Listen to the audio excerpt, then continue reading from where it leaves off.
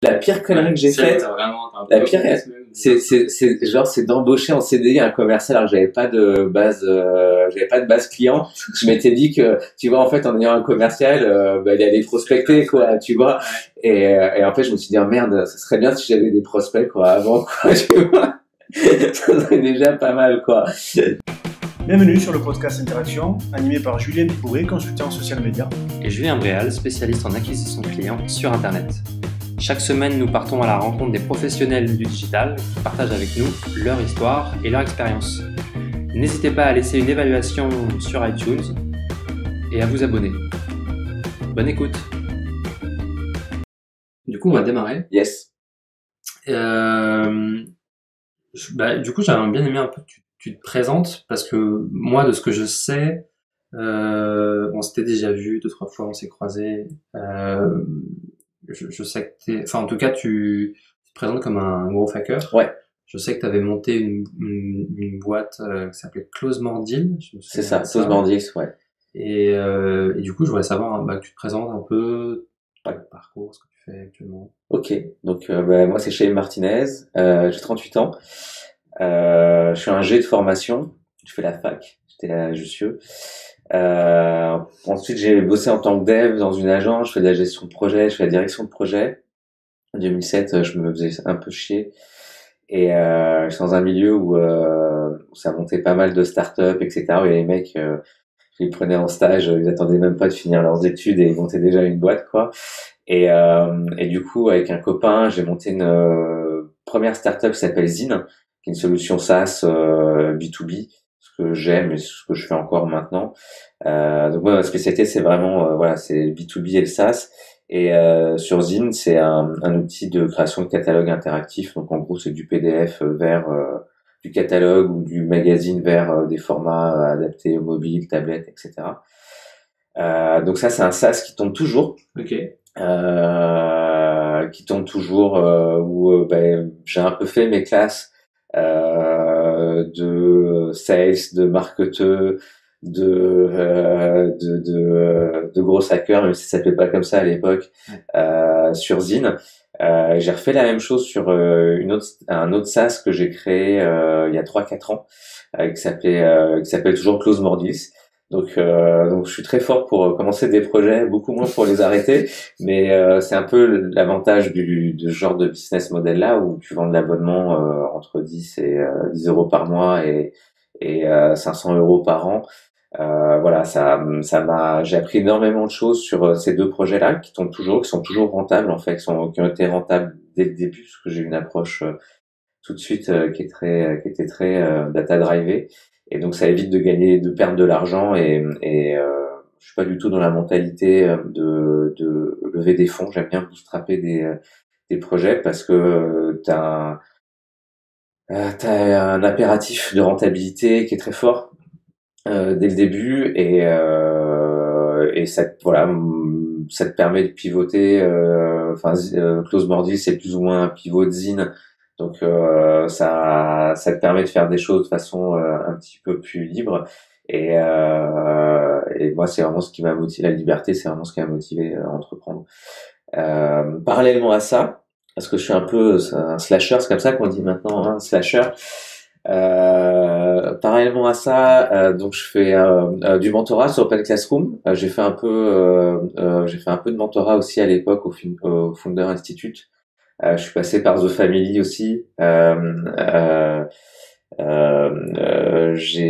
fais un peu de conseils aussi en gros hacking parce que ça me plaît et autant le vendre quoi, tu vois, quand tu fais un truc.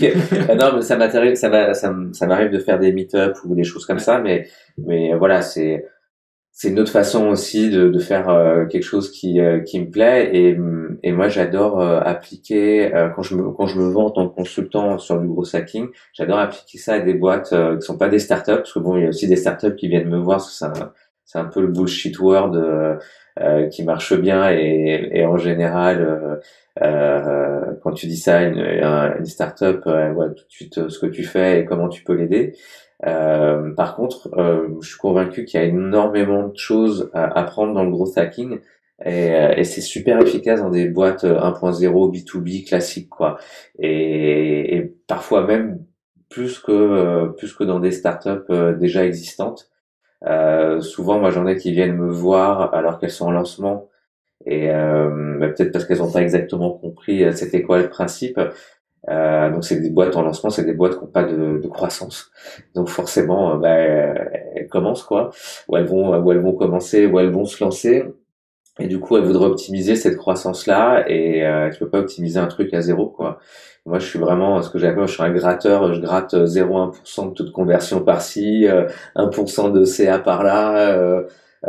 C'est voilà, c'est et ça avec des boîtes qui sont déjà existantes, qui ont déjà un flux, qui ont déjà des process, qui ont déjà des trucs qui sont en place, que ce soit dans du sales ou dans du marketing ou n'importe où en fait, dans n'importe où, qui ont déjà un process de vente qui tourne.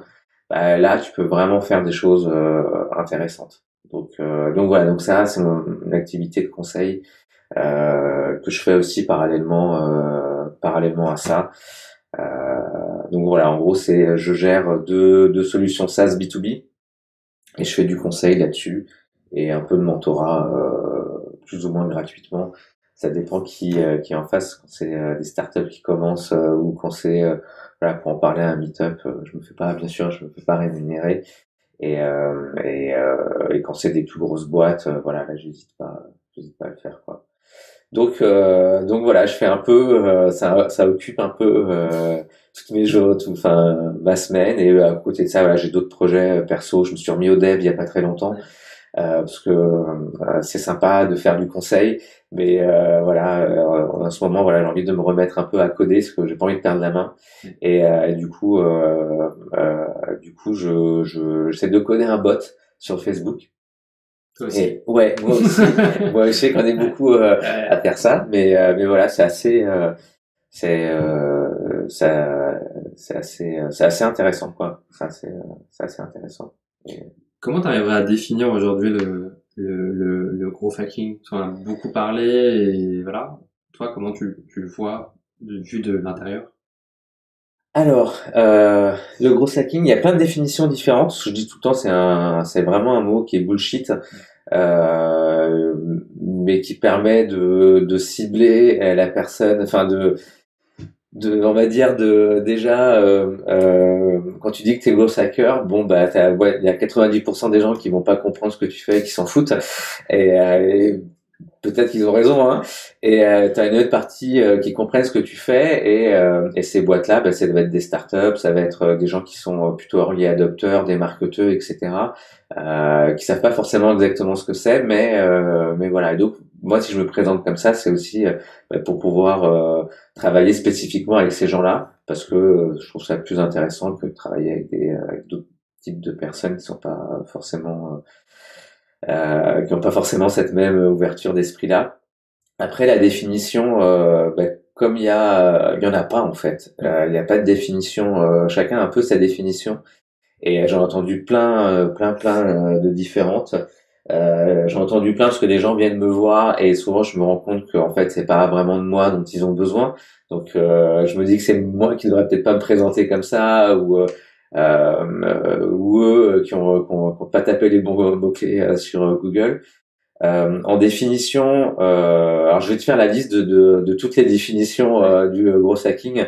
Il y en a pour qui c'est le marketing du pauvre, c'est-à-dire ouais, je vais essayer de scraper le fichier des pages jaunes ou tel annuaire de professionnels, et derrière je vais automatiser le truc pour pouvoir faire de l'acquisition de leads pour zéro.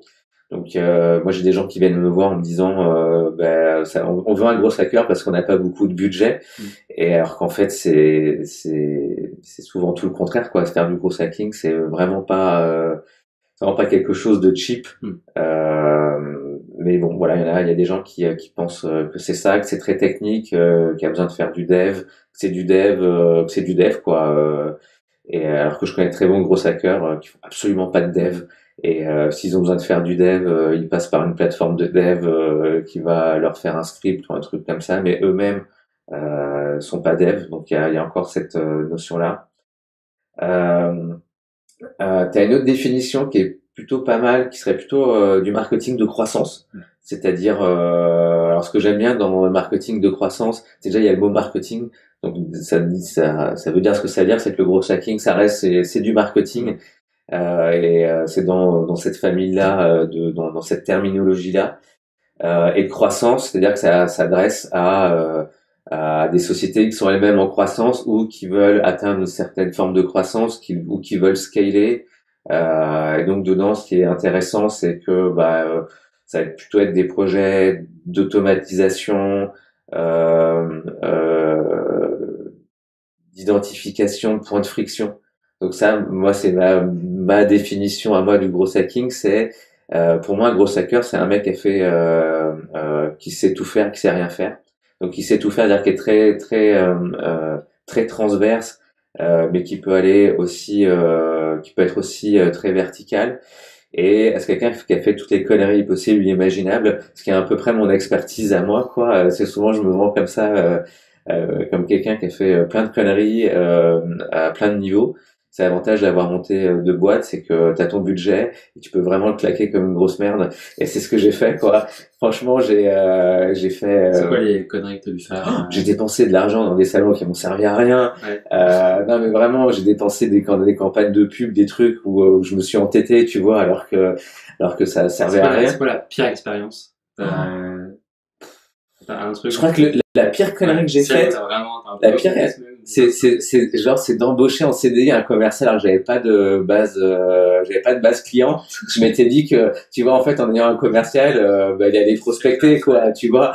Et en fait, je me suis dit, ah, merde, ça serait bien si j'avais des prospects, quoi, avant, quoi, tu vois. Ça serait déjà pas mal, quoi. Donc, ça, c'est vraiment une grosse connerie, faire des devs qui en servaient à rien, faire des fonctionnalités qui en servaient à rien, ce genre de trucs là, quoi. Et puis payer pour voir, quoi, tu vois. Je paye et puis je vois qu'est-ce qui se passe. Ah bah non, merde, en fait j'ai perdu. Mais il y en a tellement, en fait. Un jour il faudrait que je fasse non, mais tu vois, c'est pas des trucs forcément, mais au niveau RH, au niveau ads, là aussi c'est une super façon de perdre plein de thunes super rapidement. C'est un des trucs les meilleurs. Mais donc voilà, donc moi ma définition, enfin si j'avais une définition du gros hacking, c'est ça s'adresse à une société qui est en croissance, qui est déjà existante, qui est pas forcément innovante, et qui souhaite identifier des points de friction dans un process de vente ou d'acquisition au sens très très large. En fait, à partir du moment où t'as un funnel de conversion, c'est-à-dire où t'as 100 trucs en entrée et puis t'en as plus que 3 en sortie et que t'as plus de différentes étapes entre les deux, finalement tout le travail pour moi d'un gros hacker, c'est d'être capable d'identifier à chaque étape où est le problème, de l'améliorer, ou en tout cas de le mesurer, quoi. Enfin, 50% du boulot en général, c'est de mesurer les choses et de faire ça de façon, d'être capable de faire ça de façon super large. C'est-à-dire que ce soit au niveau d'un canal d'acquisition qui va pas, quoi, tu vois, au niveau d'un process d'onboarding si t'es en SaaS, ça peut être l'UX sur un site, ça peut être du pricing, ça peut être des points de friction au niveau des sales par exemple, au niveau de plein de choses, quoi. Enfin, tu vois, capable d'identifier. Moi j'ai fait de l'A/B testing sur du pricing, quoi. Ouais. Tu vois, où t'as deux commerciaux, puis tu dis bon ok, toi tu vends ça à tel prix, toi tu vends ça à tel prix, puis on regarde dans 3 mois qu'est-ce qui se passe, quoi. Là, en général quand tu fais ça, les mecs les deux ils font la tronche, quoi. Genre pourquoi merde, moi j'ai celui quand même à 1900 et l'autre il a celui à 490, parce que au final t'as aucune façon de savoir. Enfin, c'est typiquement le genre de cas où alors déjà faut être le patron. Souvent faut être le patron de sa boîte pour réussir à faire ça, parce que sinon personne va te laisser faire de l'A/B testing sur des commerciaux pendant 2-3 mois. De l'A/B testing de prix, quoi. De prix, là, c'est sûr. De prix, mais c'est super intéressant parce que t'apprends énormément de choses. Tu peux te rendre compte que la valeur perçue de ton produit à cause du prix va être complètement différente. Tu peux te rendre compte qu'au final, celui qui est le plus cher, un commercial qui a le pricing le plus haut, va certainement moins vendre, mais mais à 6 mois, 1 an, qu'est-ce qui se passe? Est-ce que c'est pas lui qui génère le plus de chiffre d'affaires? Et voilà, c'est typiquement le genre de choses qui me plaisent parce que tu peux faire ça en B2B, tu peux faire ça avec n'importe quelle boîte qui vend un produit ou un service. Et c'est typiquement quelque chose qui est pompé du monde des startups, du SaaS, des apps, etc. où là, il y a de l'A/B testing déjà sur du pricing, etc. Mais c'est facile à faire parce que le produit il est en ligne, parce qu'il coûte pas forcément très cher. Mais voilà, c'est le genre de choses qui peuvent être très rigolo à faire sur des vraies boîtes existantes qui sont pas du tout en ligne, qui sont pas du tout dans du digital. Et donc voilà. Donc c'est le genre de choses qui pour moi sont du growth hacking. Donc c'est ce mélange-là entre une philosophie, un point de vue très large au niveau des canaux d'acquisition, c'est-à-dire ben voilà, il y a 19 canaux d'acquisition. Moi je suis pas forcément un spécialiste sur tel ou tel canal, mais j'ai fait du sales, j'ai géré des équipes de commercial, je sais que ça peut pêcher à cet endroit-là, ça peut pêcher sur bah voilà, t'as juste pris le mauvais canal d'acquisition et désolé quoi, arrête de dépenser ton argent là-dessus et va ailleurs. Donc souvent il y a tout le côté traffic manager aussi qui va derrière. Euh, et, et puis voilà, ça demande une certaine connaissance de pouvoir se dire bon ben je vais tester tel ou tel canal. Et même si je connais pas spécifiquement, je vais être capable de dire là si je mets un billet de 100 ou 200 ou 300 euros, pas forcément beaucoup, parce que je suis capable de mesurer le retour d'un event offline. Est-ce que je suis capable de mesurer le retour que je peux avoir si je sais pas moi, si je participe à un podcast.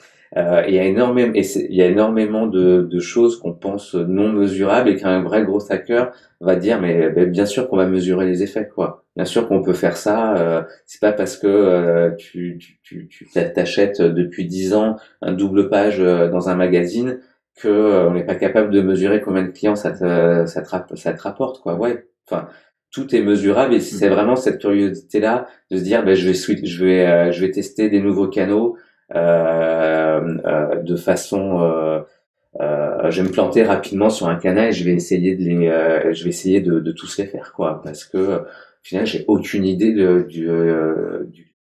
lequel va marcher quoi.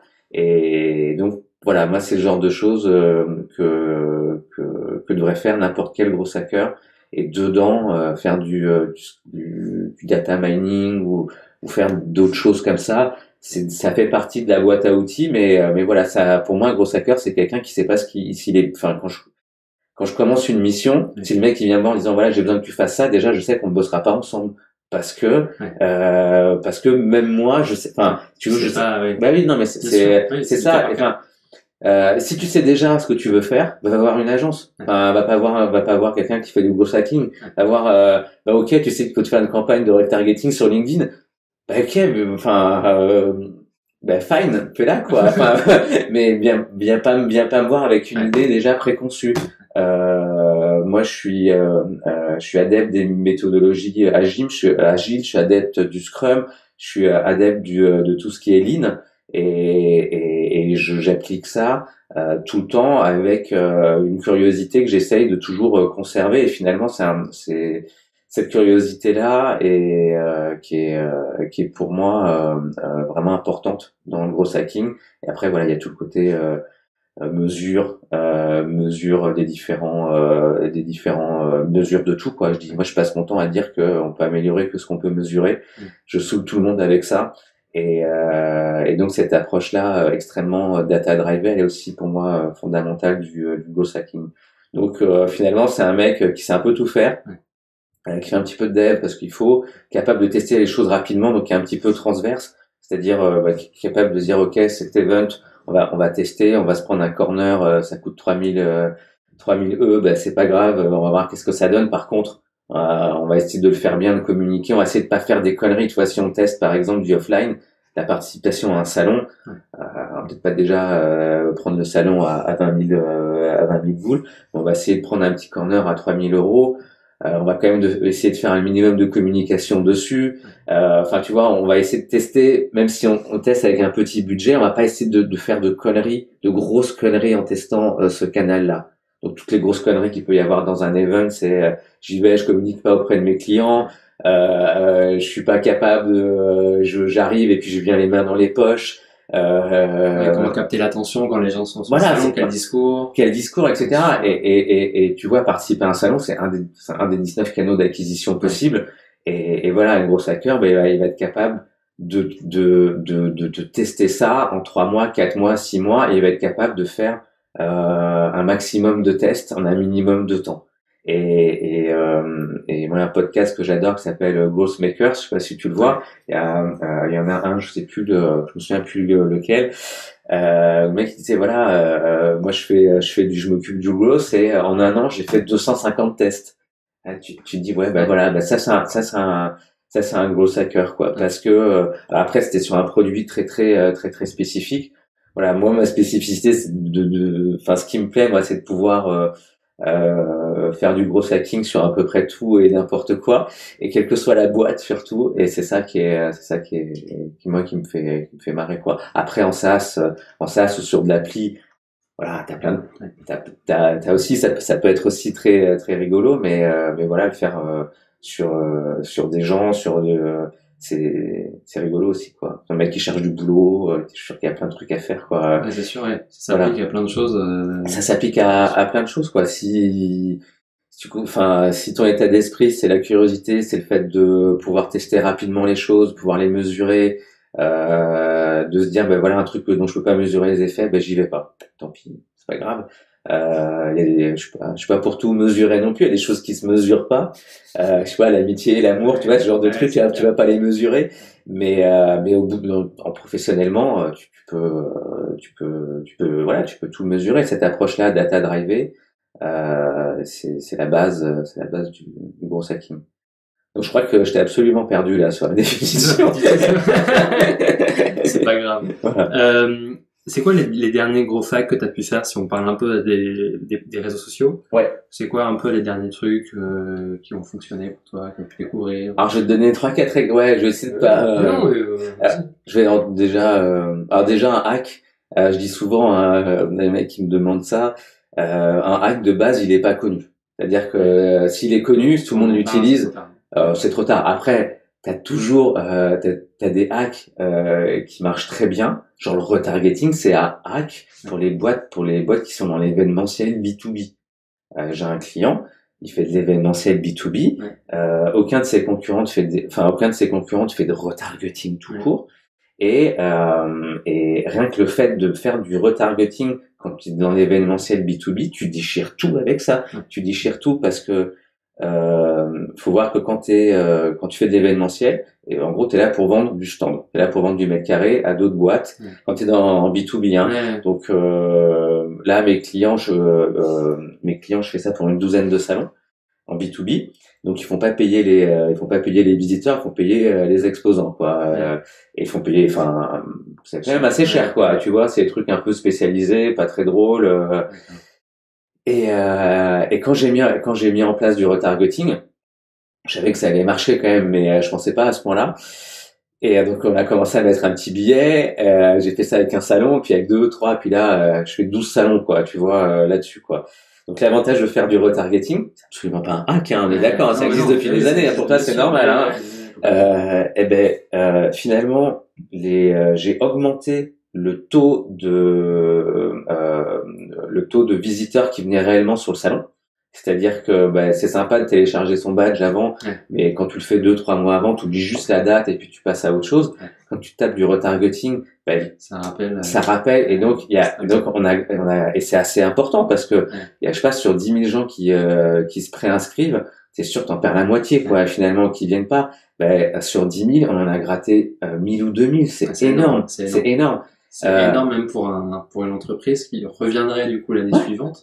Puisque s'il y a 1000 ou 2000 personnes qui sont venues en plus. Ouais, c'est énorme, c'est énorme. Sur les visiteurs, c'est énorme. Ouais, on en a pas gagné des nouveaux, mais on a fait en sorte que, il y en avait plus qui viennent, en réalité. Donc, statistiquement, il y avait déjà plus de monde dans les allées et c'était visible. Ouais. Le deuxième truc, c'est que, quand tu vends un salon, un exposant, t'es censé aussi faire de la promotion toi-même de ce salon-là. Ouais. Et donc, sur des salons où il y a 80 ou 100 exposants, les exposants étaient convaincus qu'il y avait 30 ou 40 ou 50 000 budgets de publicité, de communication, parce que eux-mêmes allaient sur le site du salon, donc ils se faisaient retargeter, donc les exposants se prenaient de la pub partout. Ils étaient extrêmement satisfaits de la communication qui a été faite sur le salon. Parce qu'ils ne connaissaient pas enfin, ils savaient pas qu'ils étaient retargetés, tu vois, nous, on est dans ce milieu-là. Pour nous, c'est normal. Eux, ils se connectent sur LinkedIn, sur le site du Monde. Et ils le voient. Ils appelaient mes clients pour leur dire, mais écoutez, je vous vois partout, c'est génial. Non, mais tu vois, ça nous fait sourire. Mais comme quoi, parfois, pas grand chose. On peut se prendre, parfois, on peut réfléchir beaucoup, et parfois, Et donc, du coup, ils ont eu plus sur une seule campagne, qui est la même pour tout le monde. En plus, c'est même pas des campagnes extrêmement difficiles, hein. Ils ont des exposants super contents, qui ont l'impression que c'est un événement mondial parce qu'ils voient des bandeaux pour le salon sur le site du Monde ou sur LinkedIn, etc. Ils en voient partout, quoi, tu vois, et ils ont plus de visiteurs. C'est typiquement le genre de truc où en B2B sur des événementiels, c'est un hack. Et ça t'a l'air normal, sauf que tu vas voir dans le site du concurrent qui fait des événementiels aussi, ils le font pas, quoi. Donc voilà, il y a cette notion de hack aussi qui est, donc ça, c'est typiquement un genre de hack qui marche très bien. Un autre hack que j'utilise encore maintenant, qui marche bien, c'est du quiz. C'est tout bête aussi, c'est du quiz sur LinkedIn. Donc c'est du retargeting, de quiz sur LinkedIn. Alors je sais que c'est un petit peu bizarre, mais alors c'est pas forcément du retargeting aussi. Je peux le faire en ads direct, mais j'avais fait ça pour Close More Deals et j'arrivais à avoir au final un directeur commercial d'une boîte B2B entre 20 et 50 personnes auto-qualifié, c'est-à-dire je savais s'il avait besoin ou pas de Close More Deals et j'avais toutes ses coordonnées. Ça me coûtait 1 euro par fiche, ce qui est vraiment rien, quoi. C'est vraiment rien du tout. Et ce que je faisais en fait, c'est que faut savoir faire une campagne de ads sur LinkedIn. Donc moi j'avais ma cible de 20 000 directeurs commerciaux B2B en France, etc. J'avais fait un quiz. Donc le quiz en fait c'était du genre, alors Close More Deals en 2 mots, c'est un plugin sur Gmail et sur Outlook qui te permet de savoir si ton prospect est intéressé ou pas. Donc en gros c'est du tracking d'email, d'ouverture, de pièces jointes. C'est du micro-tracking mais adapté aux commerciaux qui s'utilisent depuis Outlook et Gmail. Donc ma cible c'est directeurs commerciaux B2B. Donc c'était eux les acheteurs et je voulais à travers eux vendre Close More Deals les équipes commerciales. Et donc mon quiz c'était, êtes-vous un pro de la relance commerciale? Et donc c'était 10 questions pour savoir si t'étais un pro ou pas de la relance commerciale ou si t'es complètement à côté de la plaque, quoi. Et du coup en répondant aux questions, ils se qualifiaient eux-mêmes, c'est-à-dire que déjà à la fin ils savaient s'ils étaient bons ou pas, et les gens qui étaient mauvais d'une certaine façon avaient vraiment besoin de Close More Deals. C'est-à-dire que c'était les gens qui ont besoin de qualification, qui ont besoin de qualifier leurs prospects, c'est des gens qu'ils appellent pas tous les jours, parce que sinon ils sont déjà au courant. C'est des gens qui ont des cycles de vente qui sont un petit peu longs. C'est des gens qui ont peur de déranger leurs prospects. Et tu vois, dans les 10 questions que je posais, c'était par exemple, avez-vous peur de déranger vos prospects quand vous les appelez? Le mec qui te répond non, déjà il a moins de chances d'avoir besoin de Close More Deals. Et donc ce quiz-là, en fait, qui était ludique à faire et qui permettait de donner quand même de donner un petit truc à la personne qui le remplissait, en fait, c'était auto-qualifiant. Et à la fin, tu vois, si je dépensais 20 euros par jour, j'avais entre 10 et 20 réponses du truc. Et là-dessus, j'avais le numéro de téléphone de la personne. Parce que à la fin, tu vois, je faisais remplir les 10 trucs et puis la dernière question, c'est si tu veux le résultat. mettons, Ouais. et à la fin, je savais qui rappeler, et je savais que cette personne-là avait le besoin. Ils avaient le pain, en fait, au premier sens du terme, quoi. Ouais. Et c'était killer, quoi. C'est très bien. Killer parce que, c'est de l'auto-qualifiant sur du pain, sur du quiz, et j'avais un taux de réponse au quiz qui était monstrueux. J'étais à 90%. J'étais à 90%. Après, j'ai optimisé, si tu veux, chaque truc, hein. Au début, la campagne a été sur 100 000, ciblée sur 20. Au début, l'image, c'était un truc en noir et blanc avec un mec qui se tenait la tête du genre, êtes-vous un pro de la relance commerciale? Et puis finalement, j'ai mis, c'est triste, mais j'ai mis plutôt une femme et ça a vachement mieux marché. Ouais. Voilà, ça n'empêche pas d'optimiser les trucs, quoi, petit à Ouais. petit, quoi. Et donc ça, voilà, ça a vraiment bien super marché. Et là, ce que je suis en train d'essayer maintenant comme hack, c'est, je sais pas si tu sais, depuis un mois, on peut mettre le chat Facebook sur son site internet. Ouais.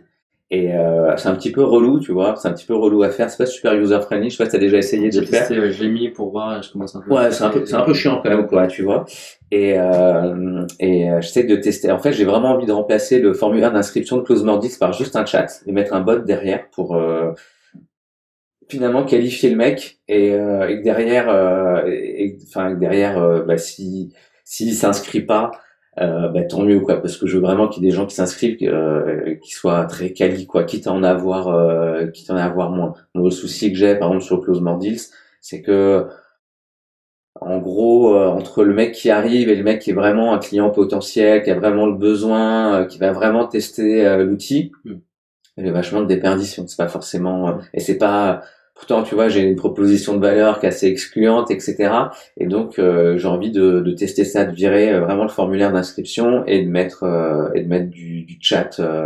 Du chat Facebook à la place de l'inscription, quoi. Mon call to action ne soit plus inscris-toi à CloseMordix, mais commence à discuter avec moi sur Facebook. Ouais.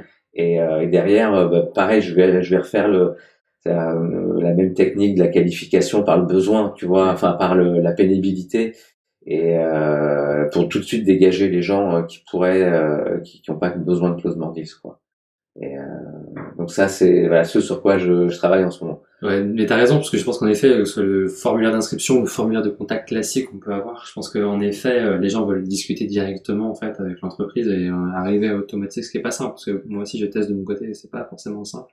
Ce sont des mots-clés, d'envoyer tel message et tout, c'est pas encore hyper précis, ça fonctionne pas encore très très bien. En tout cas, pour moi, dans les tests que je fais. Mais t'as complètement raison, le jour où t'arrives à trouver cette séquence de messages et que tu arrives à automatiser ce truc-là, ouais, ça sera très fort. Ouais, les sites où je vois le call to action, c'est discuter avec moi sur Facebook, c'est super, quoi. Ouais. Enfin, quand tu sais que t'as des taux d'ouverture sur Messenger qui sont à 2 chiffres, Ouais. ça fait, enfin, tu vois, ça fait rêver. Je pense qu'il y a vraiment des choses à faire là-dessus en ce moment. Je suis pas le seul, hein, de toute façon, à dire ça, hein. Il y a une grosse tendance à faire ça. Mais voilà, maintenant, il faut vraiment que je teste et que je le fasse. Moi, mon gros problème, le gros souci que j'ai, c'est que bah, quand tu fais des tests, c'est que t'es en B2B, t'as peu de trafic, t'as peu de conversion, t'es obligé de faire des tests un peu qui sont hardcore parce que, enfin, qui soient vraiment significatifs parce que tu peux pas. Voilà, quoi. Moi, j'ai un pote, il bosse chez M6, quoi, M6 Web. Ils font de l'A/B testing, genre en 6 heures, ils ont le résultat, quoi. Ouais, c'est ça. Voilà. Et toi, tu sais que si tu veux vraiment faire ton test AB, il faut que tu attendes 6 mois pour avoir tant de mecs qui sont inscrits à tel ou tel endroit. Et ça, bon, ouais, j'aime bien bosser dans le B2B, mais voilà, c'est vraiment compliqué à ce niveau-là, quoi. En tant que gros hacker, c'est une sacrée, tu veux pas, enfin, tes tests AB, ils sont forcément un peu, ils sont plus difficiles à faire, quoi. Et t'as testé de compiler ton bot avec de la publicité Facebook? Tu sais, t'as des trucs maintenant quand les gens mettent un commentaire sur un post, du coup ils rentrent dans ta séquence. Ouais, non, ça j'ai pas encore testé. J'ai pas encore testé. J'ai une grosse tendance aussi un peu à partir dans tous les sens, à vouloir tester 12 000 trucs à la fois. Et c'est vachement dur. Je sais, c'est vachement dur. Je sais, non, mais il y a certainement des trucs à faire là-dessus, mais je me connais, quoi. Je me connais, ça aussi, c'est un gros problème, quoi. On en parlait là, bon, du fait de se disperser. Quand tu vois, t'as envie de tester partout, t'as envie de faire 12 000 tests à la fois, de jouer sur 12 000 variables à la fois.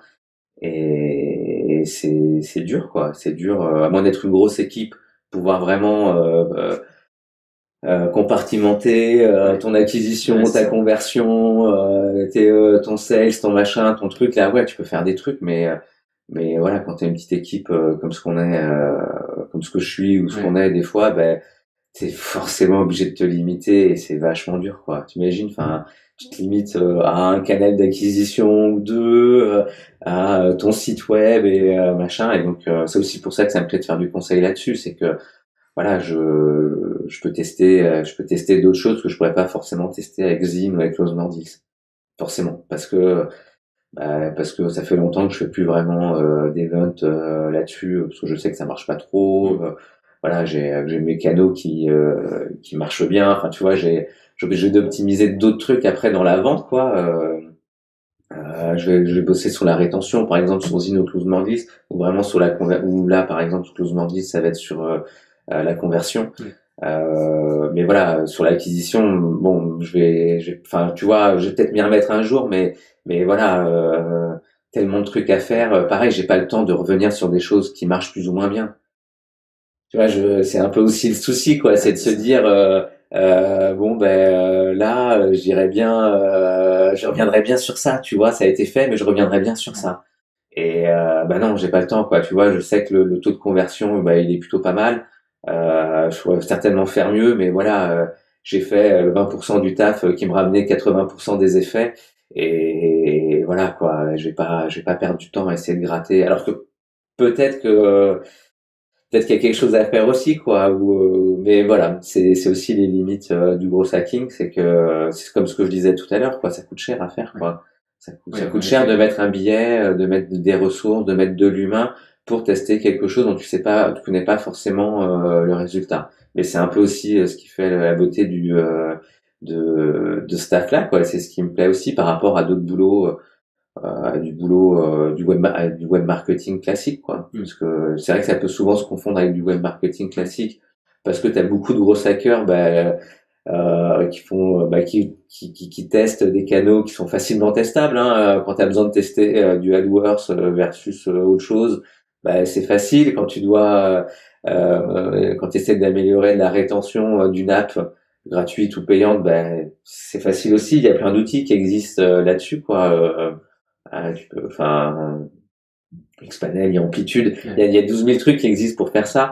Et donc, tu as plein de gros hackers sur des trucs qui se hackent facilement et où tu peux trouver, tu as plein de forums là-dessus. Et puis t'en as d'autres, voilà, qui sont un peu, voilà, un peu comme moi et qui aiment bien faire, essayer d'autres trucs, quoi. Mais même si c'est kiffant aussi de faire ça, quoi. Et c'est quoi les deux, trois conseils en général que tu donnes un peu toujours aux entreprises quand elles te contactent sur des conseils de gros hacking? C'est peut-être, je sais pas, les erreurs que tu vois souvent ou je sais pas, Alors les erreurs, je vois souvent, c'est des gens qui veulent qui faire du gros hacking alors qu'ils n'ont pas de croissance. Voilà. Donc globalement, ils ont rien vendu, ils ont pas vendu grand-chose et ils se disent en fait, ce qu'il me faut, c'est faire du gros hacking parce que ça va m'aider à décoller. En fait, non, quoi. Si tu vends pas ton truc, c'est qu'il y a d'autres problèmes. Je sais pas, t'as peut-être besoin de fonds, t'as peut-être sous-staffé, t'as peut-être besoin de formation en interne, je sais pas, un million de choses, quoi, tu vois, qui ont rien à voir avec le gros hacking. Et moi, je peux rien y faire, quoi. Typiquement, je sais pas, c'est des gens qui sont vraiment au début ou qui lancent ou des boîtes un peu plus grandes qui lancent un nouveau projet, un nouveau truc et qui se disent ouais, on se met en mode startup, donc du coup, on va prendre un gros hacker. Et dans le début, dans la team, mauvais réflexe. Ouais. Ah, ça c'est la première erreur. La deuxième erreur que je vois très souvent, c'est comme je te dis, c'est à peu près ces mêmes gens-là qui vont dire ok, on prend un gros hacker pour faire ça. Et en fait, on a plutôt besoin d'une agence ou d'un traffic manager, etc. Donc ça c'est une erreur classique. L'autre truc, l'énormité sur laquelle je tombe aussi, c'est bon, on hésite entre bosser avec un consultant ou prendre un stagiaire. Donc je vois passer des annonces de stagiaires en gros hacking. Donc ça, moi, ça me fait rire parce que si tu veux, tu vois, j'ai fait dans le digital et dans l'entrepreneuriat, j'ai eu 12 000 casquettes, quoi. J'ai tenu un salon, j'ai tenu un stand, je fais du dev, j'ai dépensé sommes folles en hâte. J'ai fait de la prospection. J'ai fait 1 million de trucs. Enfin, tu vois, j'ai vu des trucs très larges, quoi. Tu vois. Et non, tu vois, il y a des gens qui cherchent des stagiaires en gros hacking, alors que pour moi, pour moi, c'est vraiment de l'expertise, quoi. C'est de l'expertise. C'est vraiment de l'expertise. Et donc ça me fait bien rire. Et l'autre chose que je vois aussi, c'est des mecs qui font qui viennent me voir en disant en fait on cherche à embaucher alors c'est une grosse boîte, c'est une grosse start-up qui a levé une dizaine de millions d'euros, et en fait ils cherchent un directeur marketing qui sait faire ça avec un mindset gros hacker. Alors le mindset gros hacker, tu vois, c'est cool, hein. Donc mais ça me fait doucement rigoler aussi, quoi, parce qu'en fait ce qu'ils cherchent, un directeur marketing, quoi, basta, et faut mettre du gros hacking dedans parce que ça fait bien. Et donc ça pareil, ça me fait bien rire.